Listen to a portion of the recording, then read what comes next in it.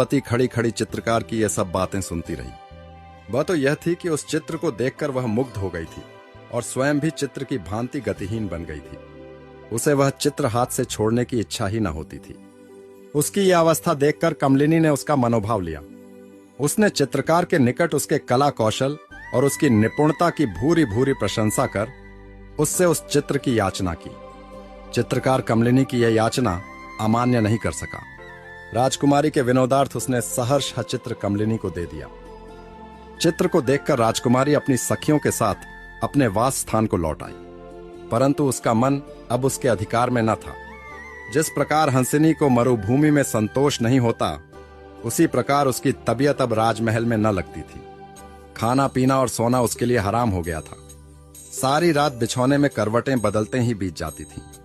दिन को जब देखो तब वह गाल पर हाथ रखे राजकुमार धन का ही ध्यान किया करती थी। इस व्यग्रता के कारण उसकी स्मरण शक्ति पर बहुत बुरा प्रभाव पड़ता था। फलतः वह जो कुछ कहती या करती थी वह तुरंत भूल जाती थी। जिस प्रकार योगिनी अपने इष्टदेव का और निर्धन मनुष्य धन का ही चिंतन किया करता है, उसी प्रकार वह सदा राजकुमार का ही चिंतन किया करती थी। उसके चेहरे की प्रसन्नता मानो सदा के लिए लोप हो गई थी और उसका स्थान उदासीनता ने अधिकृत कर लिया था। उसका शरीर धीरे धीरे गया और रूप लावण्य में भी बहुत कुछ कमी आ गई।